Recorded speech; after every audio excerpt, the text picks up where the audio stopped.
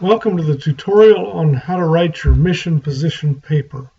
Now, you know that your assignment is that you are to develop your own mission theory, and then from that you are to write a plan for your church to engage in a mission project. And the project is to be based on your theory or your principles. Now, as you begin to prepare for your paper, before you ever start writing the paper, there are some steps that you need to take in order to get ready. So first of all, you want to identify the type of mission setting that you're going to be writing your plan for. This will help you as you select principles and identify principles that are important. So for example, the mission setting, it may be in the United States, it may be overseas. Perhaps it is in a lower socioeconomic community that's near your church, or perhaps it's in among an ethnic group that has moved into the community, but they're still very much part of their home community back overseas, and so they still speak that language and have that worldview, and you need to reach into that community. Or perhaps it's an unreached people group overseas that you are going to engage, your church will engage and try to reach. So identify the mission setting. What kind of mission are you going to undertake in your plan? And then that will, again, guide you as you select and identify principles. Another step you want to take is to survey the available sources of good written material, published books, thinking of good missiologists.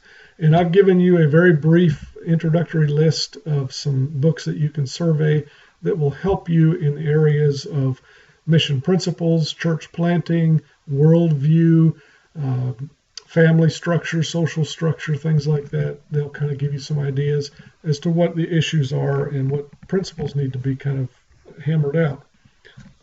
Now, another step you want to take is to identify the people group that you'll be working with, whether it's overseas or here in the U.S. Each people group has its own worldview, its own family structure, social structure, leadership structure, and so you need to identify that group and then begin to research a little bit and know something about them and what it is that is important to them. How are you going to be able to connect with them and reach into that group? So identify the people group that you'll be working with. Another area that you want to think about and plan for as you're preparing your paper is to identify the differing approaches to mission work. So for example, is evangelism and church planting the primary approach that you need to take? Is community development and human needs the primary approach? Or is holistic ministry that combines both of those the primary approach you want to take? In the teaching of the people that you'll reach, is expository teaching and preaching the best approach? Or is chronological Bible storying that is the best approach? So those are differing ideas, different approaches. What about the selection of leadership? Will you select leadership from outside? Will you allow the people themselves to select leadership? What will their church structure look like? What will their leadership structure look like? Will it look like an American Baptist church, or will it look more like their culture and the way they do things? So again, these are issues, questions, principles that you would want to identify and kind of be able to state in your paper, this is what I think needs to happen as we do our plan. Now, as you write your paper, you want to develop a solid foundation for your principles. So in the beginning part of your paper, you'll write out and state 4 or 5 principles of missions that you're going to follow in your paper. And then you want to support those. So you will provide quotations from the reading that you've done. You may have statistics or historical information as to why this particular approach or principle will be better. So you put that in to support that. Another way to do that is to look at both sides of the issue. So again, for example, with evangelism or human needs, look at both sides of that issue and argue whether or not you think one is stronger than the other or better than the other for your particular situation, so that you show us, the readers, that you have thought through both sides of that situation. Now, once you have developed your principles and you've supported your principles, you want to develop your church plan. And that's going to be a very brief part of the paper, about a third of the length.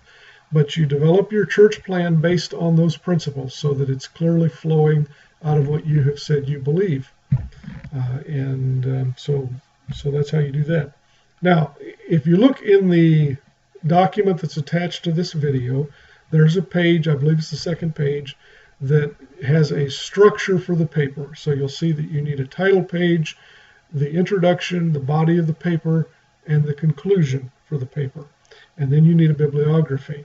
And there are some notes there for each of those sections, so you can read those and it'll give you some ideas. Note also the length for each of those major sections, how many pages those need to be. So write your paper that way. When you do your bibliography, do follow the Turabian formatting so that it's in good Turabian style. And if you do any footnoting, which you need to do, be sure to footnote in Turabian style as well.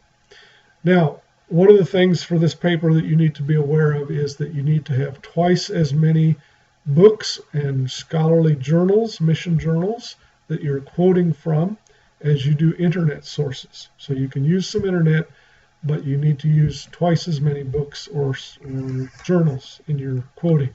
So be aware of that and build that into your paper as well.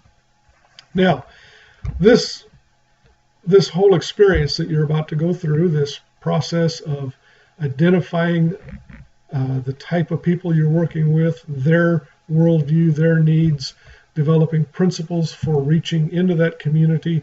This is a great experience and can be a great learning tool for you so that as you do ministry in other areas, in leading your church in other ways, you can use this same process, whether it's developing a plan for a vacation Bible school or a backyard Bible club in a different community, or whether it's developing a human needs ministry in your city, or whether it's going overseas to engage an unengaged people group. The principles that you'll learn from this can be very helpful to you. So I hope you enjoy it. I hope it's a blessing to you. And do let me know if you have any questions. I look forward to working with you, and I hope you have a blessed semester and time of study.